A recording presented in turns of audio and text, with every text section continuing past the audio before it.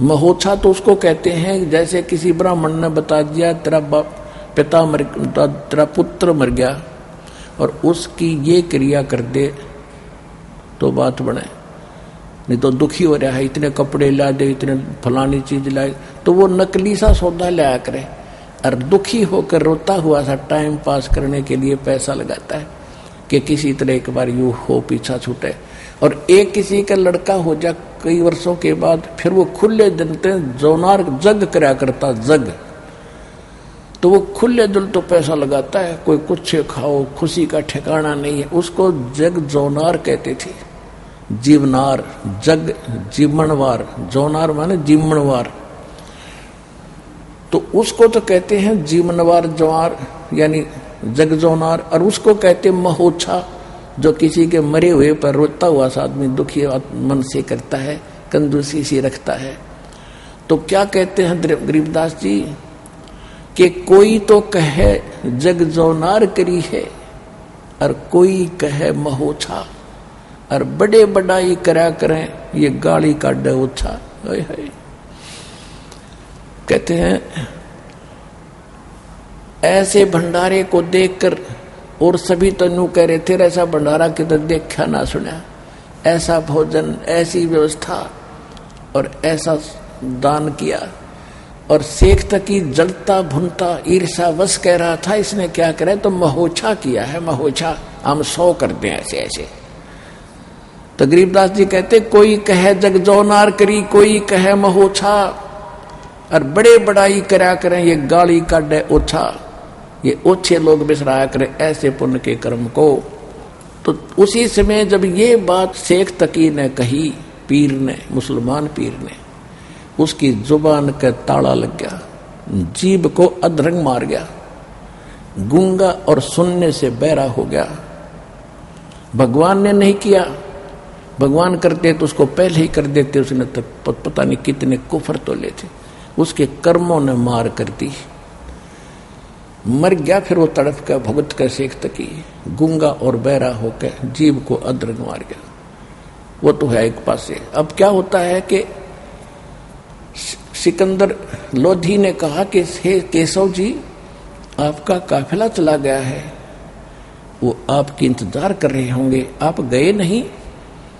और फिर ये देखा कि कितनी दूर चला गया होगा, सब ने देखा, दरिया पर खड़े थे, साथ में हो रहा था सत्संग भंडारा, तो देखा भी काफिला 9 लाख बैल, इन थोड़े की तक माचिस में डाल देगा कोई डिबिया में, दूर दूर तक जाते दिखेंगे। वो सामने देखा ना कोई बैल था ना कोई बंजारा था, वो जा चुके आकाश में, दिखे बिना जितनी दूरी पहुंच गए। अब सिकंदर लोधी ने कहा कि हे केशव, वो बैल कहाँ गए? केशव ने कहा कि जहां से आए थे वहां चले गए। कि कहां से आए थे? कि सतलोक से आए थे, और ये खुद परमात्मा खड़े हैं, ये कबीर जी यही सब लीला कर रहे थे। भक्तों, ये आपको भूल भुलैया कर रहे हैं। इतना कहते ही केशव भी उस कबीर परमात्मा के शरीर में देखते देखते समा गए, अकेले कबीर परमात्मा रह गए।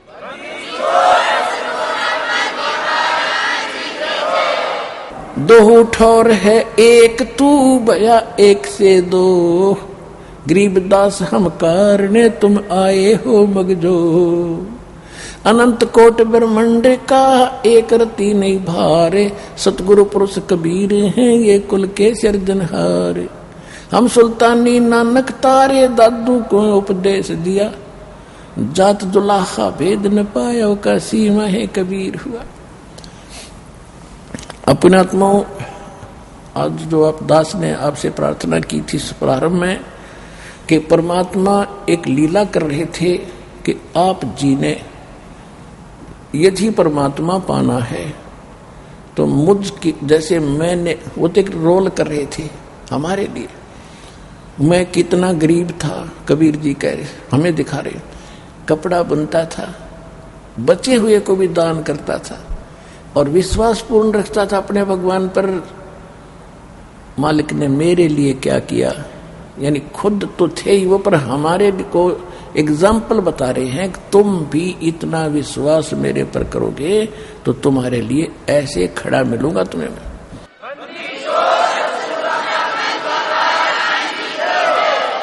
साईं इतना दीजियो जामे कुटुंब समावे, और हम भी भूखे ना रहें अतिथि न भूखा जावे। अब देखो उस दिन कितना परिवार था परमात्मा का, अतिथि कितने थे, 18 लाख, और 3 दिन मोहन भोजन, लड्डू, कचौड़ी, पकौड़ी, जलेबी, हलवे, खीर और सूखा सीधा, निखांड, चावल, मिठाई, दाल, सूखी भी ले जाओ, बेईमान थे ना, सूखा सीधा दे, सूखा भी ले जाओ। सतलोक में कोई कमी नहीं किसी वस्तु की। तो कहते हैं मेरे द्वार पर 18 लाख अतिथि आ गए और वो भी छका दिए। तो आपकी कौन सी समस्या है जो भगवान हल नहीं करेगा यदि आप ऐसे रहोगे? जो मैं विश्वास के साथ भगवान पर आश्रित रहकर कोई संग्रह नहीं कर रहा था। तो परमात्मा कहते हैं यदि आपने संसार में भी कोई निर्भय जीवन जीना है और आपदाओं से बचना है और मोक्ष प्राप्त करना है, तो मेरे प्रत्येक वचन पर विश्वास करके मर्यादा में रहो, और जो मेरा दास आएगा उस पर विश्वास करके वो नाम ग्रहण करके अपनी भक्ति करो। कहते हैं भक्ति बीज होए जो हंसा, और तारू तास के इकोत्तर वंशा। जो आज इस दास से नाम लेंगे उनकी 101 पीढ़ी पार होगी, 101 पीढ़ी, ये भगवान ने बोला।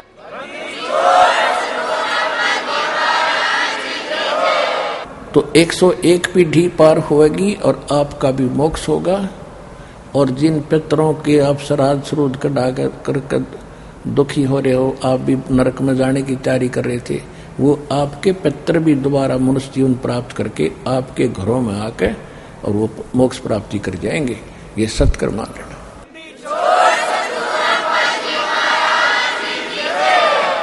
अब आपको कुछ भक्तों के अनुभव सुनाएंगे, ध्यान पूर्वक सुनना।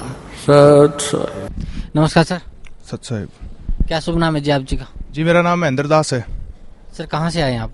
जी मैं गांव लामपुआ, तहसील श्री माधोपुर, डिस्ट्रिक्ट सीकर, राजस्थान से आया हूँ। सर क्या काम करते हैं आप?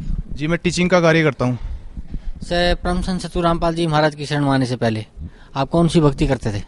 सर जैसे हिंदू परिवार में जन्म होने के कारण जो भी पारंपरिक लोक वेद के अनुसार जो समाज में प्रचलित साधनाएं आज भी प्रचलित है, तो उसी अनुसार जैसे हनुमान जी का व्रत रख लेना, हनुमान चालीसा पढ़ लेना, और श्रद्धालु होने के नाते जैसे जिस भी भगवान की, जिस भी देवता की महिमा सुनते थे तो उसी में आस्था हो जाती थी। इस प्रकार हम जो भी लोक वेद के अनुसार जो भक्ति प्रचलित है समाज में वही किया करते थे। सर जो लोक वेद के आधार पे आप भक्ति करते थे उससे आपको क्या लाभ मिलता था?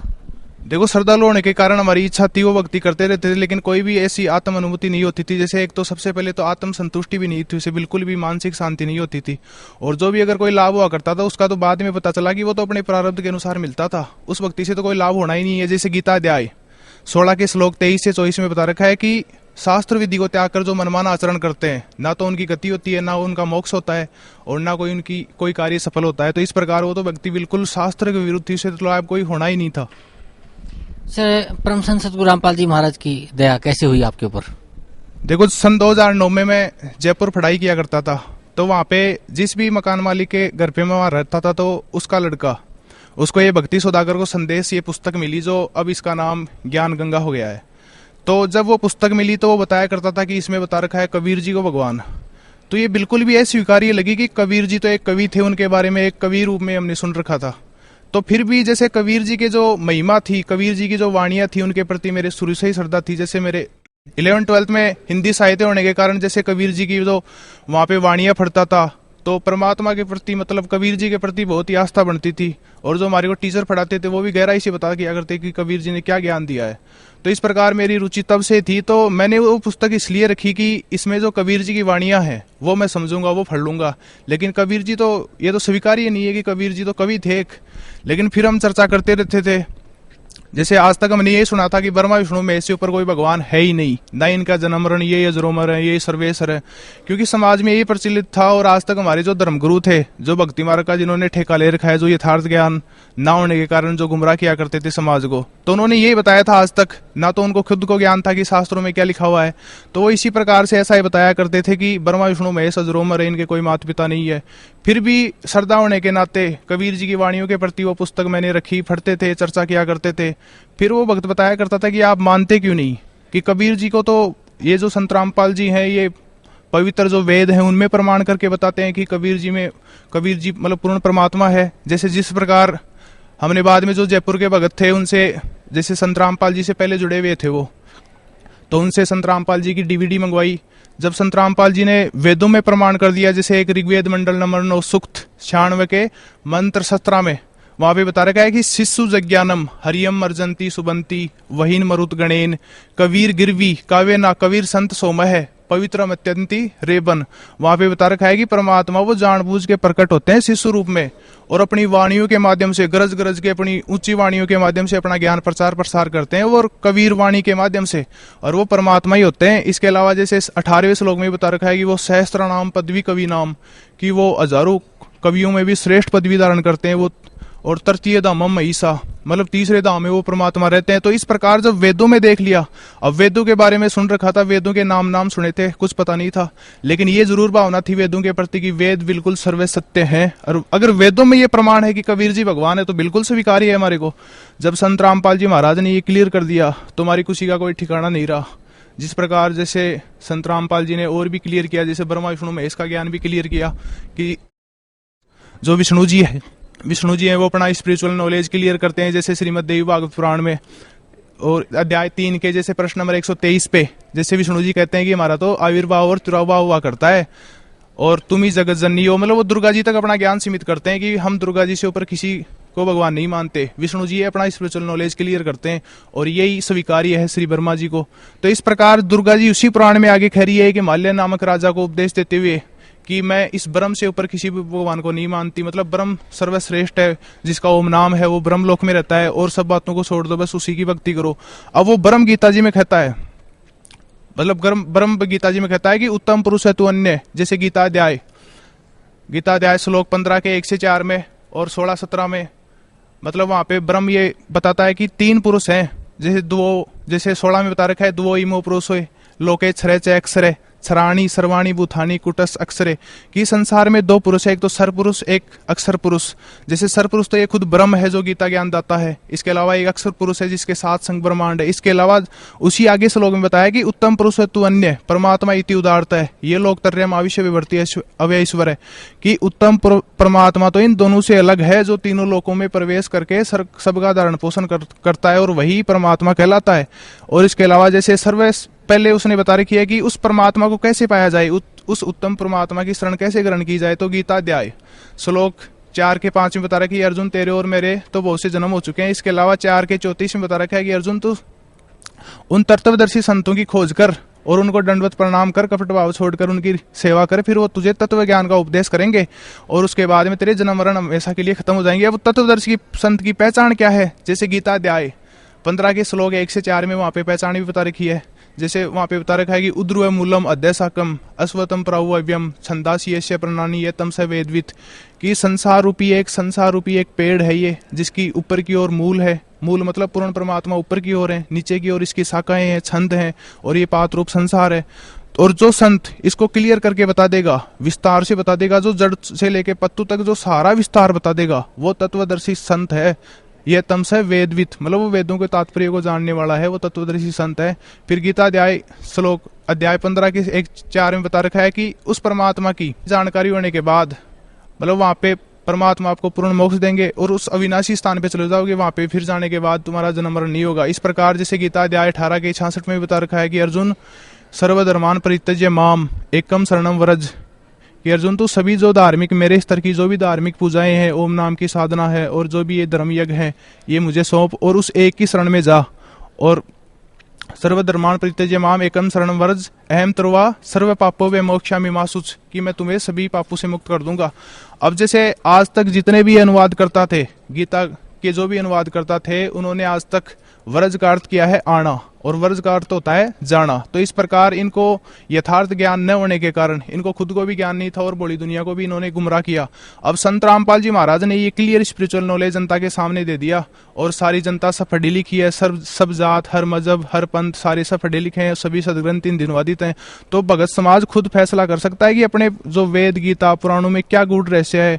और इसके अलावा जैसे और भी प्रमाण देखे, जब ये पुस्तक पढ़ी, प्रमाण देखे संत रामपाल जी के, फिर धीरे धीरे जैसे जिन संत महात्माओं को परमात्मा मिली, जैसे आदरणीय नानक जी को, दादू जी को, गरीबदास जी को, तो उन्होंने भी अपनी वाणियों में प्रमाण दिया कि सेम का सेम वही ज्ञान, जैसे दादू जी ने कहा कि जिन मुझको निज नाम दिया सोई सतगुरु मार, दादू दूसरा कोई नहीं वो कबीर सिरजनार। इसके अलावा गरीबदास जी की वाणी में कि हम सुल्तानी नानक तारे, दादू को उपदेश दिया, जात जुलाहा भेद नहीं पाया वो काशी माई कबीर हुआ। इसके अलावा नानक जी ने भी अपनी गुरु ग्रंथ साहिब में बता रखा है कि हक्का कबीर करीम तू बेअब परवरदिगार, और नानक बुगोयत जुनू तेरे चाकरा पाखाक, हक्का कबीर करीम तू बेअब परवरदिगार, नानक नीच कहे विचार वो दानक रूप रहा करतार। जब ये सारे प्रमाण देखे कि जिनको परमात्मा मिले थे उनकी वाणियों में कबीर जी को भगवान बता रखा है, और अपने वेद प्रमाण कर रहे कि कबीर जी भगवान थे, तो कोई संशय नहीं रहा और किसी का कोई ठिकाना नहीं रहा था। पहले तो जैसे जिस प्रकार लोकवेद के अनुसार जो साधनाएं किया करते थे उससे कोई भी लाभ नहीं था। फिर परमात्मा ने यह दया बख्शी, यथार्थ ज्ञान हुआ, मतलब किसी का कोई ठिकाना नहीं रहा, ना कोई हमारा पहले व्यवहार ठीक था, ना कोई आचरण, ना कोई अच्छे विचार थे। फिर परमात्मा की शरण में आए, ये परमात्मा ने सारा हमें सिखाया, ABC सिखाई भक्ति मार्ग की। पहले हमें कोई भी ज्ञान नहीं था, हमें तो ये भी पता नहीं था कि हम कौन है, कहाँ से आए हैं, जन्म मरण है क्या, रोग, ये सारा ये संत रामपाल जी ने क्लियर कर दिया बिल्कुल। तो इस प्रकार 22 मई सन 2010 को परमात्मा की शरण मिली मुझे। परम संत सतगुरु रामपाल जी महाराज ने जो सत भक्ति आपको दी है, उस भक्ति से आपको क्या लाभ मिला? देखो, सबसे पहले तो हमें मोक्ष मार्ग मिला, जिस मोक्ष मार्ग के लिए बहुत से महापुरुष अपने शरीर को गला गए, तपस्या करके अपना जीवन बर्बाद करके चले गए, फिर भी उनको ये मार्ग, उनको छींट भी नहीं लगी इस मार्ग की।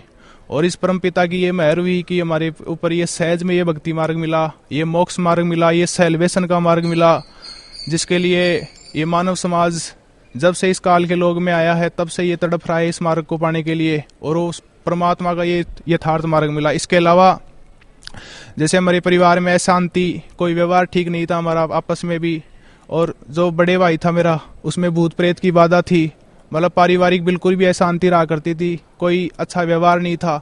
तो जब संत रामपाल जी महाराज का ज्ञान मुझे हुआ तो परमात्मा की शरण ग्रहण करने के बाद मेरा बड़ा भाई भी यहाँ पे आया, तो उसकी भी मतलब जब से नाम लिया तब से आज तक उनको कोई भी भूत प्रेत की बाधा नहीं हुई, बिल्कुल परिवार में शांति, एक अच्छे प्यार प्रेम से रहते हैं, पूरा परिवार ने नाम ले लिया धीरे धीरे। तो इस प्रकार परमात्मा ने बहुत ही मेहर की, और एक जैसे परमात्मा ने सारे सुख दिए, आर्थिक सुख भी दिया परमात्मा ने, जैसे जो भी परमात्मा जरूरत होती है परिवार में तो परमात्मा एडवांस में व्यवस्था कर देते हैं, पता भी नहीं लगता परमात्मा ने कब क्या किया। तो इस प्रकार परमात्मा आने वाली आपदाओं को, कोई भी रोग दोष बीमारी, जैसे हमारे परिवार में बड़ा भाई का एक छोटा लड़का था, वो भी बहुत बीमार हो गया था, डॉक्टरों ने भी एक बार तो कह दिया था कि ये तो मुश्किल है बचना, फिर परमात्मा की दया से परमात्मा की शरण ग्रहण कर रखी थी उस टाइम हमने, तो परमात्मा की दया से वो बिल्कुल ठीक हो गया, आज तक बिल्कुल ठीक है। तो इस प्रकार परमात्मा ने मोक्ष मार्ग दिया, यथार्थ ज्ञान दिया, और परमात्मा सारे सुख दे रहे हैं। इस प्रकार ये लाभ हुए हमारे को। से यहाँ सतलोक आश्रम बरवाला जिला हिसार हरियाणा में लाखों श्रद्धालु देश विदेश से आते हैं, तो यहाँ का जो प्रबंधन है, यहाँ का जो रहन सहन है, यहाँ का खाना पीना है, उसके बारे में आप क्या कहना चाहेंगे? देखो, जब हमने संत रामपाल जी महाराज की शरण ग्रहण की, यहाँ पे आए, तो हमें ऐसी कोई भी व्यवस्था का पता नहीं था कि यहाँ पे किस प्रकार की व्यवस्था है। जब बाद में धीरे धीरे हम यहाँ पे आए तो पता चला कि यहाँ पे परमात्मा सब अपने भक्तों के लिए एडवांस व्यवस्था रखते हैं। यहाँ पे रहने खाने पीने की व्यवस्था बिल्कुल निःशुल्क की जाती है, और हर साफ सफाई बिल्कुल, यहाँ पे भक्तों का व्यवहार जैसे हमने सोचा भी नहीं था कि इस प्रकार ये परमात्मा का ज्ञान होगा और इस प्रकार हमारा ये माहौल, ये आचरण चेंज हो सकता है। लेकिन हमें तो पता भी नहीं था, हमने तो सोचा भी नहीं था कि इस प्रकार भी कोई भगवान है। हम सुना करते थे कि भगवान ऐसा होता है, ऐसे सुख देता है, ऐसे विचार सदविचार आते हैं भक्ति से, और वो यथार्थता में यहाँ पे एग्जैक्ट हमें मिल रहा है। जैसे सभी दूर दूर से भी, नेपाल से भी भगत आते हैं, सभी स्टेट से आते हैं, गाँव गाँव से, ढानी ढानी से भगत आते हैं यहाँ पे, तो सबका माहौल चेंज हो रहा है, सबके विचार चेंज हो रहे हैं। जैसे संत रामपाल जी महाराज की जो शरण में आ जाता है वो हुक्का शराब, तंबाकू, बीड़ी, सिगरेट, ना तो वो छूता इनको, मतलब सेवन करने की तो बात दूर, वो छूता भी नहीं इनको। मतलब कितनी बुराइयां छुड़ा रहे हैं संत रामपाल जी, एक महापरोपकार का काम कर रहे हैं। अब जैसे इस प्रकार देखा भी जा रहा है कि जो नया व्यक्ति होता है या फिर जिसको ज्ञान नहीं होता है, तो वो ये लगता है कि संत रामपाल जी बुराई कर रहे हैं। जब वो देखते हैं संत रामपाल जी का चैनल, तो संत रामपाल जी क्या करते हैं कि जब यथार्थ ज्ञान बताना ही है तो सभी का कंक्लूजन देना पड़ेगा, जो भी बाकी संत दे रहे हैं ज्ञान तो उनका भी बताना पड़ेगा समाज को। तो संत रामपाल जी महाराज क्या करते हैं कि विश्व के जितने भी धर्मगुरु हैं उनको सादर आमंत्रित भी करते हैं ज्ञान चर्चा के लिए, और उनकी पुस्तकों के माध्यम से जो भी उनका ज्ञान है वो भी समाज को बताते हैं। और जो अपने वेद शास्त्र हैं उनसे भी ऑथेंटिकेशन करते हैं कि वेद शास्त्र क्या कह रहे हैं अपने, और आज तक ये धर्मगुरु अपने को क्या ज्ञान दे रहे थे। तो इस प्रकार यथार्थ भक्ति से अपने सारे विचार ठीक होंगे, अपना व्यवहार, चाल चलन, खान पान। इस प्रकार सतलोक आश्रम में भी ये सारी व्यवस्थाएं परमात्मा के द्वारा निःशुल्क की जा रही है। यहाँ पे सभी का व्यवहार, आचरण ये सब ठीक हो रहा है। और संत रामपाल जी ये क्लियर करते हैं कि जो भी संत रामपाल जी ये महापरोपकार का कार्य कर रहे हैं। अब शुरू में तो एक बार लगता है क्योंकि आज तक हमने ये अज्ञान सुन रखा, तो यथार्थ ज्ञान किसी ने दिया ही नहीं। तो संत रामपाल जी जब ये कंक्लूजन निकाल के नहीं देंगे कि बाकी संतों का क्या ज्ञान है, तो अपने को पता ही नहीं चलेगा, फिर भी अपनी आस्था रह जाएगी उनमें। तो संत रामपाल जी महाराज ये क्लियर करते हैं कि पूरी पृथ्वी पर आज वर्तमान में किसी के पास भी यथार्थ स्पिरिचुअल नॉलेज नहीं है संत रामपाल जी के अलावा। क्योंकि सतगुरु के ये लक्षण होते हैं कि सतगुरु के लक्षण कहूं बोले मुद्रे विनोद, 4 वेद 6 शास्त्र वो कहे 18 बोध। कि पूर्ण संत की, सतगुरु की यही पहचान होती है, वो की सिलेबस के अनुसार भक्ति बताता है। सिलेबस कौन है? अपने 4 वेद, गीता जी, कुरान शरीफ, बाइबिल, गुरु ग्रंथ साहिब, और जिन संत महात्माओं को परमात्मा मिले उनसे सभी से वो ऑथेंटिकेशन देता है, प्रमाण देता है, एविडेंस देता है, वही पूर्ण गुरु होता है। तो इस प्रकार संत रामपाल जी महाराज की दया से यहाँ पे लाखों लोगों का उद्धार हो रहा है। और रोते हुए आते हैं यहाँ पे कि भगवान कहाँ छुप रखा था ये ज्ञान, हमने तो सोचा भी नहीं था। और इस परमात्मा की ज्ञान में आने के बाद मतलब सारा जीवन बदल जाता है। पहले क्या कर रहे थे वो सारा ही परमात्मा की दया से, व्यवहार, आचरण, खान पान, ये सारा इस प्रकार यहाँ पे देखने को मिल रहा है। से पहले आप पारंपरिक भक्ति करते थे, उससे आपको कोई लाभ नहीं मिला, और फिर आप परम संत सद्गुरु रामपाल जी महाराज की शरण में आए। परम संत सद्गुरु रामपाल जी महाराज द्वारा लिखित पुस्तक ज्ञान गंगा, जो पहले भक्ति सुधाकर संदेश के नाम से थी, आपको मिली। आपने उस पुस्तक को पढ़ा, और सर मैं समझता हूँ जैसा आप बता रहे हैं कि आपने बहुत ही सिस्टमेटिक ढंग से उसको पढ़ के उसको एनालाइज किया कि कौन भगवान है, कैसे भक्ति करनी चाहिए, हमें से मनुष्य का शरीर क्यों मिला है, और हमें किस भगवान की भक्ति करनी चाहिए, कैसे करनी चाहिए, हमें कैसे सुख हो सकता है हमारे जीवन में, हमें कैसे मुक्ति मिल सकती है। तो इन सब बातों का आपको ज्ञान हुआ, और फिर आप परम संत सद्गुरु रामपाल जी महाराज की शरण में आए। तो आपके परिवार में जो भी आपदाएं थी, जो भी कमियां थी, वो परम संत सद्गुरु रामपाल जी महाराज की सतभक्ति से दूर हुई। तो सर भक्त समाज को क्या संदेश देना चाहते हैं आप? I want to give message to all of the universe, devotee of universe. If you want to get complete God and complete salvation, then you should become under Sant Rampal Ji, because Sant Rampal Ji Maharaj is giving complete spiritual knowledge with authentication of our holy books. Other than Sant Rampal Ji, all of Sant sirens are fake, because they don't have any spiritual knowledge. They are wasting life of the human devotees. I want to give clear message and with authentication, because present time Sant Rampal Ji Maharaj is that siren which is giving clear spiritual knowledge. तो इस प्रकार मैं सभी भगत समाज से ये प्रार्थना करना चाहता हूँ कि ये मनुष्य जीवन बहुत ही अनमोल है। अब शुरू में तो आपको ये बिल्कुल अजीब सा लगेगा कि ये क्या कह रहे हैं, आज कहाँ संत रहे हैं, ये तो सारा ही माहौल बिगड़ गया। जैसे अब प्रेजेंट टाइम में जो नकली गुरु हैं उनकी भी पोल सामने आ रही है कि वो क्या ज्ञान दिया करते थे। उनका तो पहले भी यही ज्ञान था, अपने को पहचान नहीं थी। तो संत रामपाल जी ने ये अपने पास स्टैंडर्ड दे दिया है, ये कि तुलना करो उनकी। संत रामपाल जी ने क्लियर कर दिया कि वेद गीता के अनुसार जिनका ज्ञान है वो पूर्ण संत है। तो जब हमने ये कंपेरिजन किया, संत रामपाल जी ने कंपेरिजन दिया, सभी को तुलना करके ये स्टैंडर्ड दिया, तो कोई भी उसके लेवल में नहीं पाया संत रामपाल जी के अलावा। तो ये जो बाकी जितने भी संत हैं वो सारे नकली हैं और भगत समाज का जीवन बर्बाद कर रहे हैं अपनी रोजी रोटी के लिए। अब संत रामपाल जी ने इनको भी सबको अवेयर किया, इनके पास भी पुस्तक भेजी है, इनसे ज्ञान चर्चा भी की है। इनको भी समझना चाहिए कि जब यथार्थ ज्ञान ये है, उनके पास ज्ञान ही नहीं है, तो वो क्यों गुमराह कर रहे हैं भोली दुनिया को। जैसे उनके लाखों करोड़ों शिष्य हैं, वो अपना जीवन बर्बाद खुद भी कर जाएंगे और उनका भी बर्बाद कर रहे हैं। तो उनको चाहिए कि यथार्थ ज्ञान को स्वीकार करे, सच्चाई को स्वीकार करे। सच्चाई को कब तक छुपा पाएंगे? वो जो आने वाले समय में उनके श्रद्धालु हैं उनको दिखारा करेंगे, अपने जीवन बर्बाद कर दिया हमारा। तो इस प्रकार संत रामपाल जी जो ज्ञान दे रहे हैं वो क्लियर ऑथेंटिकेशन के साथ दे रहे हैं। और यहाँ पे जैसे हम देखते हैं कि लाखों श्रद्धालु आ रहे हैं और हर के साथ परमात्मा कैसी दया कर रहे हैं। जैसे कईयों की जैसे इस प्रारब्ध के अनुसार जिनकी मौत भी होती है तो परमात्मा उनको टाल देते हैं क्षण में। इस प्रकार जैसे कईयों की आर्थिक स्थिति, कईयों के भयंकर रोग होता है तो परमात्मा क्षण में दूर कर देते हैं, लेकिन करते हैं उसी के जो यथार्थता के साथ जो ज्ञान समझ के आता है। और मर्यादा इस मार्ग में सबसे बड़ी है कि मर्यादा के बिना कोई भी कार्य सफल नहीं होता है। तो मर्यादा सबसे मुख्य है। मर्यादा में रहते हुए अगर कोई भक्ति करता है तो परमात्मा उससे दूर नहीं है। तो इस प्रकार मैं भगत समाज को ये शिक्षा देना चाहता हूं कि इस वर्तमान समय में पूरे संसार में अब आपको चाहे ये स्वीकार्य हो या ना हो, आने वाले समय में हो जाएगा, लेकिन तब पछता के आओगे आप शरण में। तो इस प्रकार जो संत रामपाल जी हैं ये महापरोपकार का काम कर रहे हैं। और आपने चलो आपके ये विचार है कि पृथ्वी पर कोई संत नहीं है, अब जैसे आपके ये विचार तो हो गए तो एक बार संत रामपाल जी महाराज का ज्ञान और समझ के देख लो, क्लियर कर लो ये, और कभी धोखे में न रह जाओ आप। तो जो संत रामपाल जी जो ज्ञान गंगा इनकी पुस्तक है, भक्ति सौदागर को संदेश जो पहले इसका नाम था, या फिर साधना चैनल पे भी जो इनका चैनल चलता है रात शाम को 7:45 पे, तो जो 1 घंटे प्रोग्राम आता है उसको भी आप देख सकते हो। इसके अलावा जो www.jagatgururampalji.organization.org जो इनकी वेबसाइट है वहां पे भी आप ये बुक डाउनलोड कर सकते हो। वहां पे भी जो संत रामपाल जी महाराज की जो स्पिरिचुअल डिबेट है उनके बारे में भी आप वहां पे देख सकते हो। मतलब कम से कम आप इस ज्ञान का कंक्लूजन एनालाइज तो करो कि है क्या ज्ञान, और फिर आपकी मर्जी स्वीकार करो या ना करो। लेकिन जैसे जिस प्रकार एक शिक्षित समाज को भी तो पहले आना चाहिए, शिक्षित समाज को। जैसे शिक्षित समाज से मैं प्रार्थना करता हूँ, जैसे हम बताते भी हैं शिक्षित समाज को, जो टीचर लाइन है उनको भी बताया करते हैं, तो वो भी बिल्कुल अरुचि दिखाते हैं। उनको तो पहले आना चाहिए क्योंकि समाज की जिम्मेदारी उन्हीं के ऊपर है, बाकी जो समाज है उन्हीं के ऊपर डिपेंड है।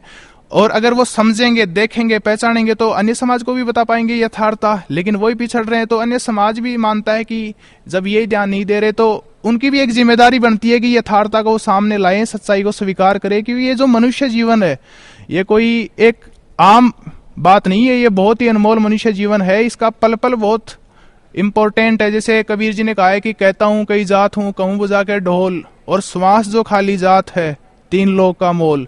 मतलब ये मनुष्य जीवन इतना इंपॉर्टेंट है कि एक श्वास के समान ये 3 लोक नहीं है।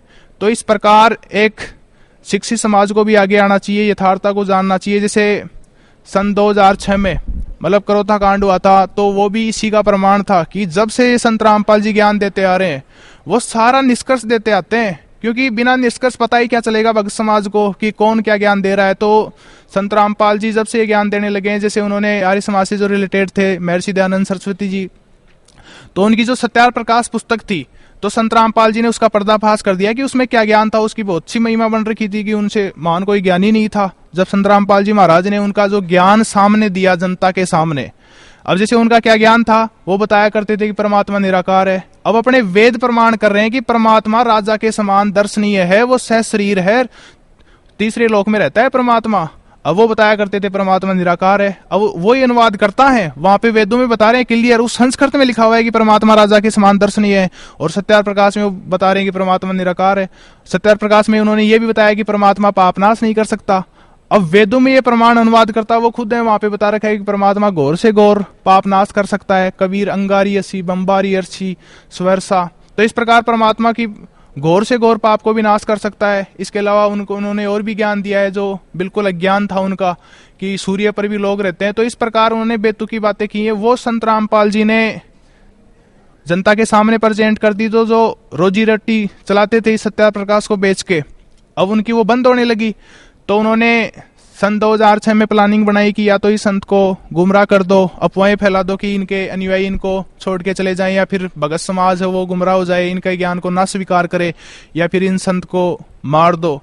तो इस प्रकार वो अपनी इस षड्यंत्र में तो सफल नहीं हो पाए कि जाको राके साइया मार सके न कोई। तो ये परमात्मा के द्वारा मार्ग चलाया हुआ है, ये वो कहाँ पे वादा कर सकते हैं, कर ही नहीं सकते वो तो इस प्रकार उन्होंने गुमराह भी किया। लेकिन अब सच्चाई सामने आ रही है कि चलो वहां पे करोता कांड, जैसे उन्होंने न्यूज़पेपर में भी पढ़ा होगा, कई अखबारों वालों ने भी निकाला था, तो अखबारों वालों ने ये भी निकाला है, जैसे एसपी की रिपोर्ट पंजाब केसरी में दे रखी है 2006 में ही, कि मीडिया ने तथ्यों को तोड़ा मरोड़ा है। वहां पे ना तो नोटों की बोरियां मिली, ना कोई शराब मिली, ना कोई ऐसा आपत्तिजनक सामान मिला। तो अब जनता भी समझ रही है, यथार्थता जान रही है कि जब ऐसा कोई गलत कार्य नहीं था तो संत रामपाल जी महाराज फिर वापिस ये इनका ज्ञान कितना दुगना और भी बढ़ रहा है। आश्रम और भी जैसे कई गुना श्रद्धालु और बढ़ रहे हैं।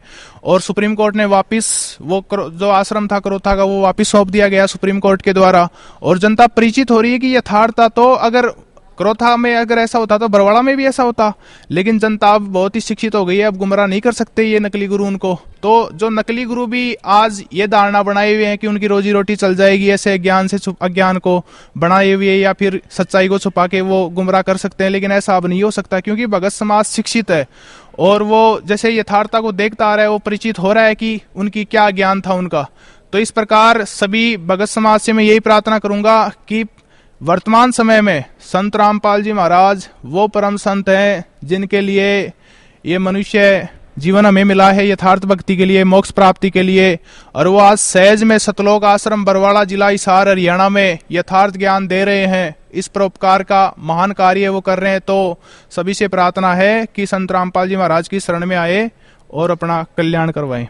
Thank you sir, thank you so much.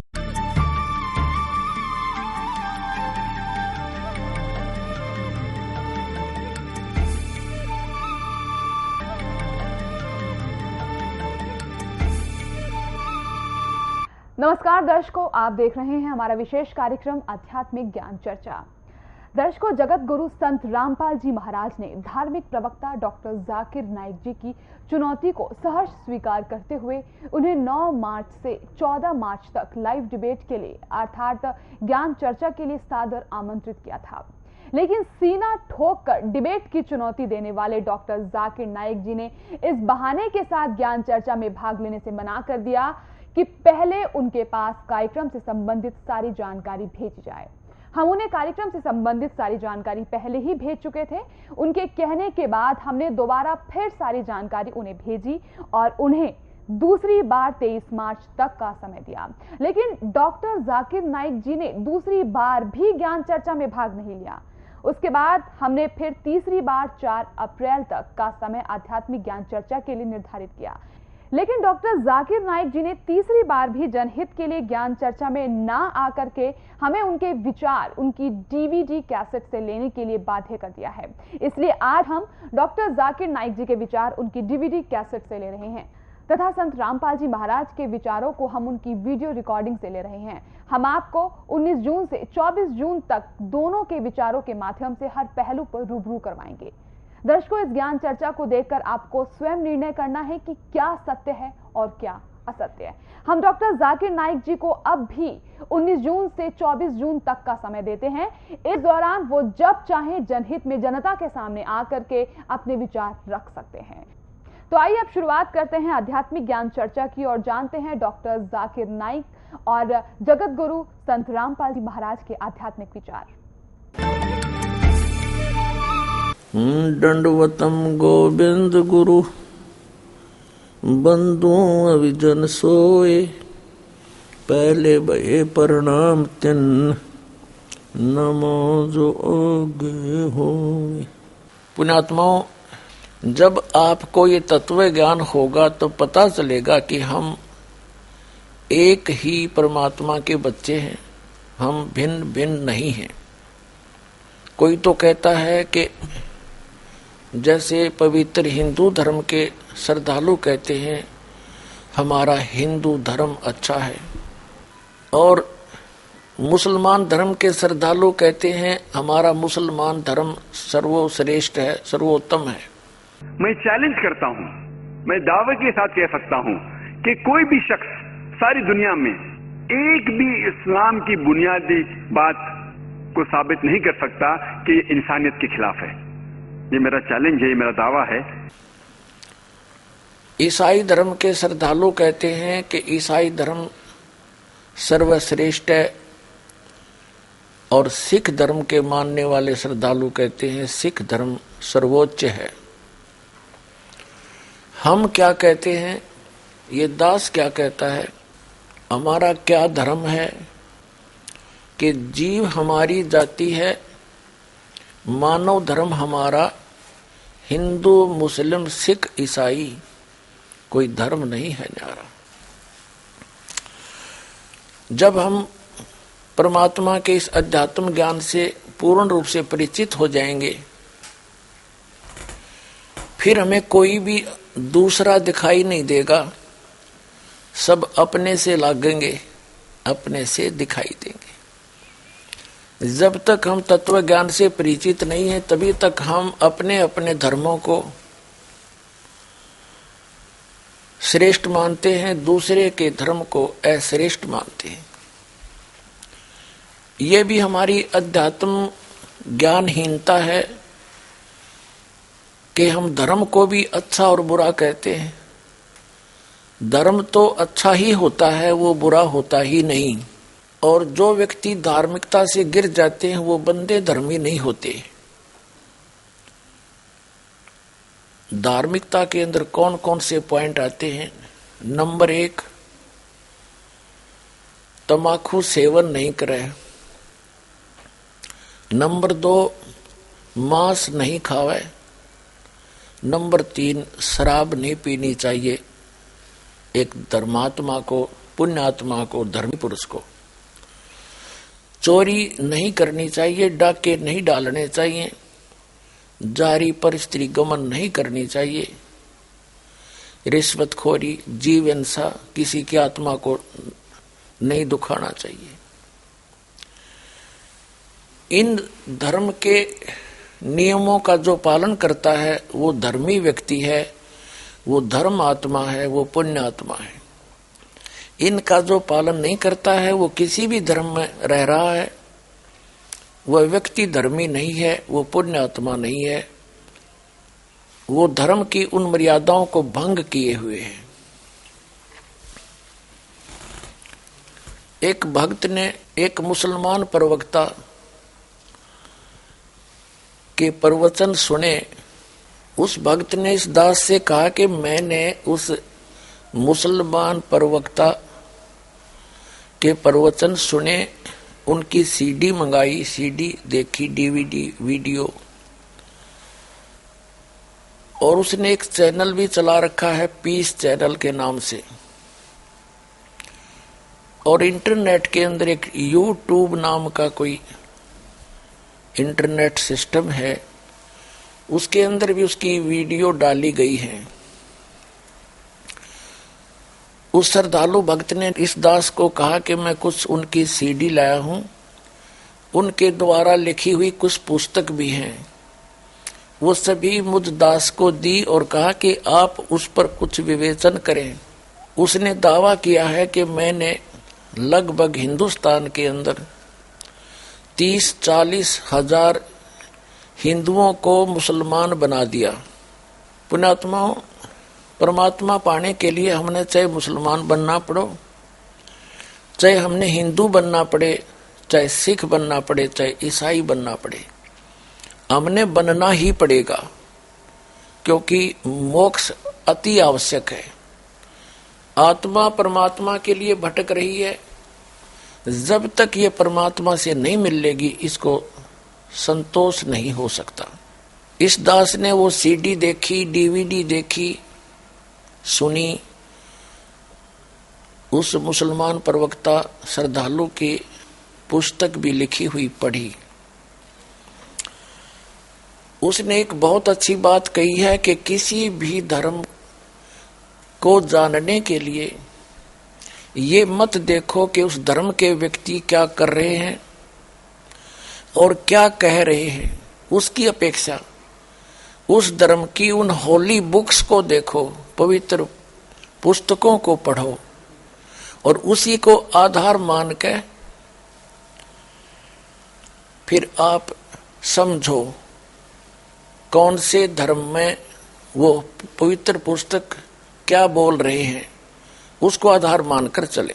एक और अच्छा विवेचन दिया है कि जिस भी गॉड की, अल्लाह की, भगवान की आप उपासना कर रहे हैं तो पहले कम से कम ये जांच लो कि वो परमात्मा है भी कि नहीं। उसके बाद फिर पूजा, साधना, उपासना, इबादत करनी चाहिए। बिल्कुल सही बात है। इसके बिना अगर कोई साधना करता है बगैर किसी जांचे तो वो डगमग व्यक्ति है। उसको फिर बाद में कोई बहका सकता है कि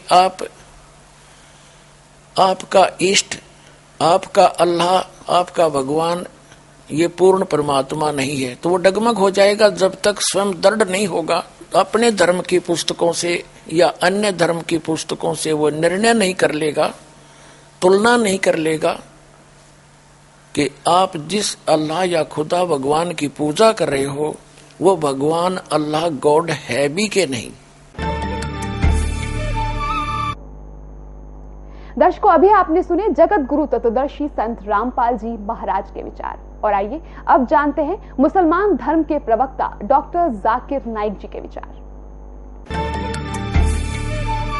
अल्हम्दुलिल्लाह वस्सलातु वस्सलाम अला रसूलिल्लाह व अला आलिहि व सहबिहि अजमईन, अम्मा बाद। अऊज़ु बिल्लाहि मिनश शैतानिर रजीम, बिस्मिल्लाहिर रहमानिर रहीम। कुल या अहलल किताब तालो इला कलिमतिन सवाइम बैनना बैनकुम अल्ला नअबुद इल्लल्लाह वला नुश्रिक बिही शैय्यन वला यत्तखिज़ बादुना बादन अरबाबन मिन दुनिल्लाह फइन तवल्लौ फकुलू शहदू बिअन्ना मुस्लिमून रब्बि इश्रह ली सदरी वयस्सिर ली अमरी वहलुल उक़दतम मिन लिसानी यफ़क़हू क़ौली। मेरे मोहतरम बुजुर्गों और मेरे अजीज भाइयों और बहनों, मैं आप सबका खैर मकदम करता हूं इस्लामिक तरीके से। अस्सलामु अलैकुम वरहमतुल्लाहि वबरकातुहू। आज के तकरीर का मौजू है हिंदू धर्म और मजहब इस्लाम में यकसानियत।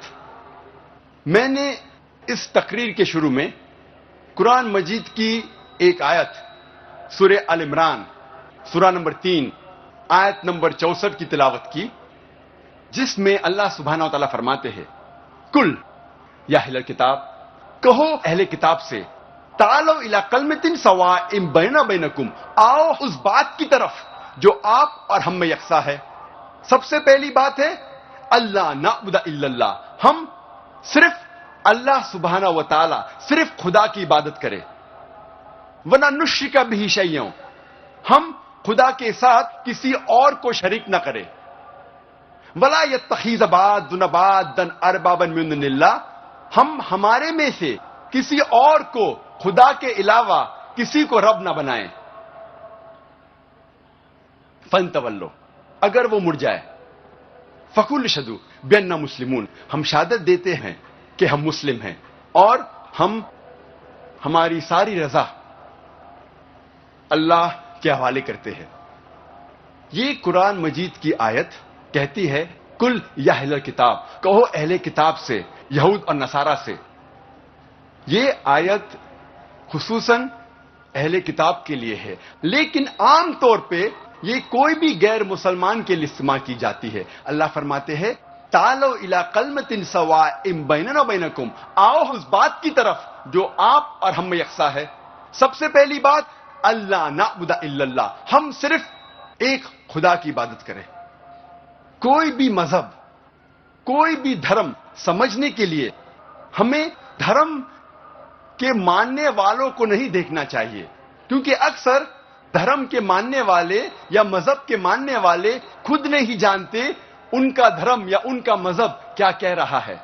सबसे अच्छा और सबसे बेहतरीन तरीका कोई भी धर्म या मजहब को जानने के लिए है कि उस मजहब की किताबों का मुताला कीजिए। इसीलिए अगर हम हिंदू धर्म को जानना चाहते हैं तो हमें हिंदू को नहीं देखना चाहिए, हमें तहकीक करना चाहिए हिंदू धर्म की किताबों का। और सबसे ऊंची, सबसे अहम हिंदू धर्म की किताब है वेद। ये वेद हिंदू धर्म में सबसे अहम किताब है। उसके बाद है उपनिषद, पुराणास, इतिहास, मनुस्मृति, लेकिन सबसे अहम है वेद। अगर हम मजहब इस्लाम को जानना चाहते हैं तो हमें मुसलमानों को नहीं देखना चाहिए, हमें तहकीक करना चाहिए मजहब इस्लाम की किताबों का, और सबसे अहम किताब मजहब इस्लाम में है कुरान मजीद। कुरान मजीद सबसे अहम किताब है मजहब इस्लाम में। मुसलमान धर्म का प्रवक्ता, उसका शुभ नाम है डॉक्टर जाकिर नाइक। वो कहता है कि मुझे कोई झूठा सिद्ध कर दे तो मैं अपने धर्म को त्याग कर उसका अनुयायी बन जाऊंगा। तो दास प्रार्थना करता है कि अपने इस वायदे को याद रखना, भूल ना जाना। आपने क्या कहा कि सारे धर्मों की अच्छी बात को लेना चाहिए, बिल्कुल सही। मिसाल के तौर पे मैंने तकरीर की सिमिलैरिटीज बिटवीन हिंदुइज्म एंड इस्लाम, तो जो अच्छी चीज है हिंदुइज्म की मैं ले चुका हूं। Similarities between Christianity and Islam, जो अच्छी चीज है इसे में ले चुका हूं। मैं ये पूछना चाहता आपसे, एक चीज जो इस्लाम में खराबी है वो तो बताओ मुझे, तो उसको निकालेंगे ना। लेकिन मंच के ऊपर जब डिबेट होएगा इंशाल्लाह मैं आऊंगा इंशाल्लाह। हाँ, मंच पे जब डिबेट होएगा कि हम क्या करेंगे, हर मज़हब की अच्छी चीज होंगी। तो मैं ये चाहता हूं कि इस्लाम की तरफ से उस मंच पे, उस स्टेज पे इंशाअल्लाह मैं आऊंगा। ये चैलेंज है। कोई भी शख्स हिंदुस्तान में हो, मिनिस्टर हों दो, कोई भी स्वामी हों दो, कोई भी शंकराचार्य हों दो, इंशाअल्लाह मैं तालिब इल्म हूं इस्लाम और दीगर मज़हब का। मैं तस्लीम करता हूं कि डिबेट होना चाहिए, हक बात जो निकली, लेकिन उसके ऊपर अमल भी होना चाहिए। हक बात जो सबसे बेहतरीन है इंसानियत के लिए, उसके ऊपर अमल होना चाहिए। इसलिए जो आखिरी किताब जो अल्लाह सुब्हानहू व तआला नाजिल की कुरान शरीफ, वो इंसानियत के लिए सबसे बेहतरीन किताब है, उसके ऊपर अमल होना ही चाहिए।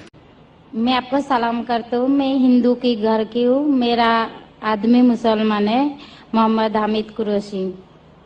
मैं ये सवाल पूछता हूँ, जे पुरखों से ये जात भेद का चल रहा है, तो हिंदू मुसलमान आप बोलते हो जो हिंदू मुसलमान अलग अलग नहीं है, एक है। ये बात है, उसका सलामी दिया जाता है। जो मुस्लिम बच्चा होता है उसको मुस्लिम सलामी दे देता है, जब भी उसका कान में नमाज दिया जाता है। और जब भी हिंदू का बच्चा होता है उसका नाम पे नाम दिया जाता है, कृष्ण नाम दिया जाता है या राम नाम दिया जाता है, जो भी दिया जाता है। जिसको जैसा शिक्षा देता है उसको वैसे ही शिक्षा मिलता है। जैसा गाया गया से भगवान को मानते हैं, हम मुसलमान धर्म को भी मानते हैं, ऐसा नहीं मानते नहीं। हमें जैसा शिक्षा दिया गया है वैसे ही शिक्षा में मैं मानता हूँ। मगर आप बोलते हो जो मुसलमान ही होएगा, हिंदू नहीं हो सकता है, ऐसा कैसे बोल सकते हो? तो पुरखों इतनी बुजुर्ग लोग थे, इतनी जानते हैं, तो आप आपके साथ तो बहस लड़ नहीं सकते। आप बहुत जानते हो, तो मैं कुछ भी नहीं जानता हूँ। हमारे बाप दादा इन्होंने हिंदू बहन का सवाल है और मुझसे बहस नहीं करना चाहती है, मैं भी आपसे बहस नहीं करना चाहता हूँ। नहीं कर नहीं सकते, कैसे? हमें उतना शिक्षा नहीं है, उतना बोल नहीं सकते है ना। बहन का सवाल है कि मैं कहता हूँ कि हिंदू मुस्लिम एक है, लेकिन जो हिंदू खानदान में पैदा होता है उसे हिंदू खानदान में पैदा होता है, मुस्लिम की शिक्षा दी जाती, तो ये कैसा कह सकते हैं कि मुस्लिम सही और हिंदू गलत? ये क्या बहन में होती है?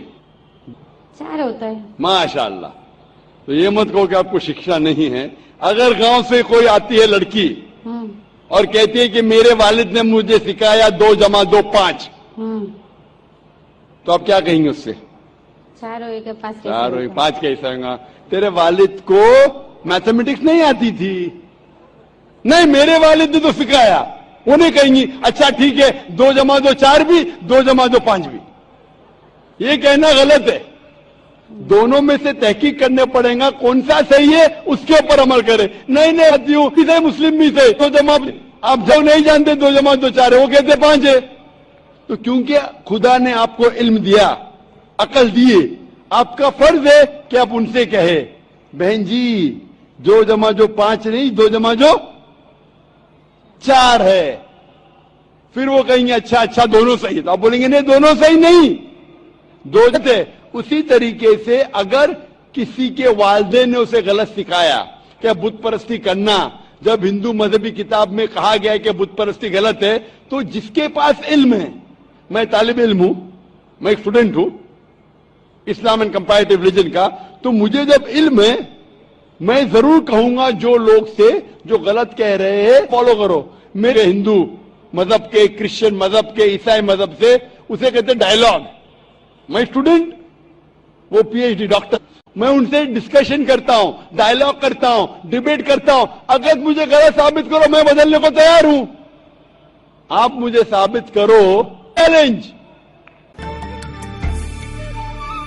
दर्शकों, अभी आपने सुने मुसलमान धर्म के प्रवक्ता डॉक्टर जाकिर नाइक जी के विचार। और आइए अब जानते हैं जगत गुरु तत्वदर्शी संत रामपाल जी महाराज जी के विचार। अब आपको दिखाते हैं कि डॉक्टर जाकिर नाइक नाम के एक मुसलमान वक्ता हैं। उनका और पूरे मुसलमान धर्म का मानना है कि परमात्मा निराकार है, बॉडी लेस है, उसकी बॉडी नहीं है। और अपने इस वचन की पुष्टि के लिए, अपने इस ज्ञान की पुष्टि के लिए डॉक्टर जाकिर नाइक जी ने वेदों और उपनिषदों का समर्थन लिया है। वो दिखाते हैं डॉक्टर जाकिर नाइक के प्रवचनों से भी और उन प्रवचनों से बनी हुई उनकी पुस्तकों से वो परमात्मा को कैसा मानते हैं। डॉक्टर जाकिर नाइक जी द्वारा लिखी गई एक पुस्तक इस्लाम और हिंदू धर्म में समानताएं, इसका नाम है। इसमें दिखाते हैं, ये पुस्तक इनकी वीडियो कैसेट से डिटो कॉपी की गई है। ये देखिएगा पुस्तक डॉक्टर जाकिर नाइक की इस्लाम और हिंदू धर्म में समानताएं।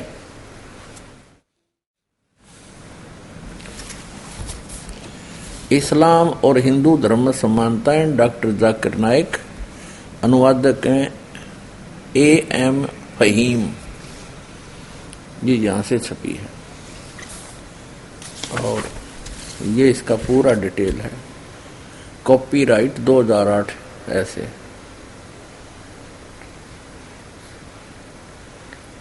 ये यहां से छपी है, 2012 का संस्करण है, लेटेस्ट। प्रकाशक है A.M. फहीम अल हसनात बुक्स प्राइवेट लिमिटेड। ये इतने इस पुस्तक में दिए गए सारे हवाले और मजमून की पूरी सारी जिम्मेदारी से लेखक की है। अगर किसी को कोई बात समझना हो या कोई ऐतराज हो तो इस विषय में किताब के लेखक डॉक्टर जाकिर नाइक साहब से इन नंबरों पर संपर्क कर सकते हैं और इनके फैक्स नंबर भी हैं। Printed by HS offset printers, Chandni Mahal, New Delhi. इतने यहां देखना, भगवत गीता के 7वें अध्याय के 20 श्लोक का रेफरेंस दिया है। भगवत गीता हिंदू ग्रंथों में सबसे ज्यादा प्रसिद्ध है। भगवत गीता अध्याय 7 के 20 श्लोक में लिखा, जिनकी बुद्धि भौतिक इच्छाओं ने चुरा ली है वही अर्ध देवताओं की पूजा करते। अर्ध यानी अधूरे देवताओं की पूजा करते, अर्ध।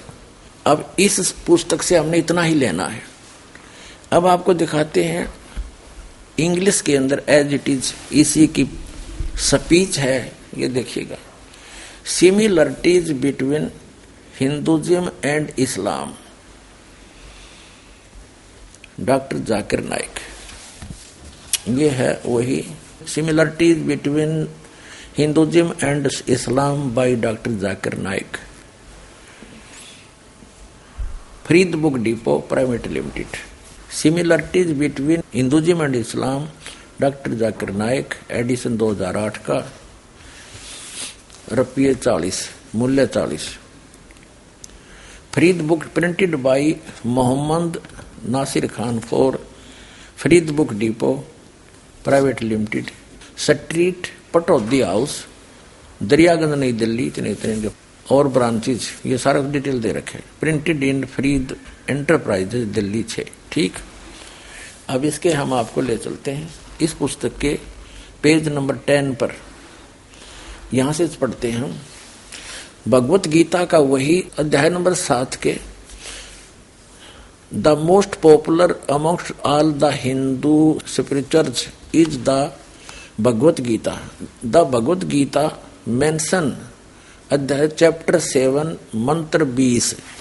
इसका रेफरेंस देख रहे उन्होंने क्या सिद्ध किया है कि those whose intelligence has been stolen by material desires worship demi gods. Demi gods अधूरे भगवानों की पूजा करते। That is whose who are the materialistic they worship demi gods, यानी i.e. other as deities besides the true God। अब ये कहने का भाव ये है कि कुछ तो हिंदू सच्चे भगवान यानी ब्रह्म की पूजा जो एक मानते हैं उसकी करते हैं, और अधिकतर यानी जो हिंदू हैं वो डम्मी गॉड, अधूरे अर्ध गॉड यानी इनकम्प्लीट गॉड की भक्ति करते हैं।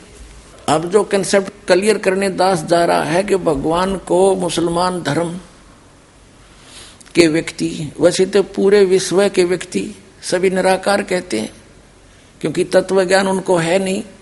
तो मुसलमान धर्म के ऊपर आज प्रवचन चल रहे हैं। तो मुसलमान धर्म के व्यक्ति परमात्मा को बॉडीलेस मानते हैं, निराकार मानते हैं, बेचून कहते हैं। और आगे देखो इसका कंप्लीट इन्होंने कंसेप्ट भी क्लियर कर दिया है कि जो हम कह रहे हैं, डॉक्टर जाकिर नाइक जी कह रहे हैं कि जो मैं कह रहा हूं कि परमात्मा निराकार है, उसी के समर्थन में उन्होंने वेदों के कुछ मंत्र लिए हैं और उसमें उदाहरण दिया है कि इन वेदों में भी ऐसा ही कहा गया है और हिंदुओं ने ही उसका अनुवाद किया हुआ है। अपने समर्थन में लिए गए उनके प्रवचन दिखाते हैं इसी बुक में। ये इंग्लिश एडिशन है, सिमिलरिटीज बिटवीन हिंदुइज्म एंड इस्लाम, ये पुस्तक है डॉक्टर जाकिर नाइक की। इसके हम प्रश्न नंबर 10 पर पढ़ रहे थे। ये हमने पढ़ लिया डम्मी गॉड्स के बारे में। यहां देखो नीचे यजुर्वेद चैप्टर 40 और मंत्र नंबर 8 में क्या कहा है कि it is mentioned in Yajurveda chapter 40 वर्ष 8 he is bodiless and pure.